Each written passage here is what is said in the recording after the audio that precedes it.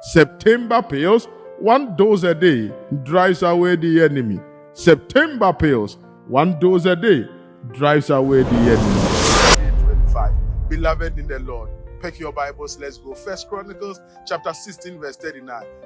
And Zadok the priest and his brethren the priests before the tabernacle of the Lord in the high place that was at Gibeon, to offer burnt offerings unto the Lord upon the altar of the burnt offering continually, morning and evening, and to do according to all that is written in the law of the Lord, which he commanded Israel.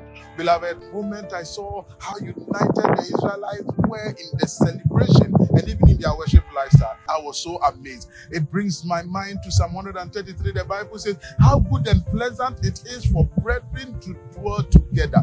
Beloved, there is joy in unity.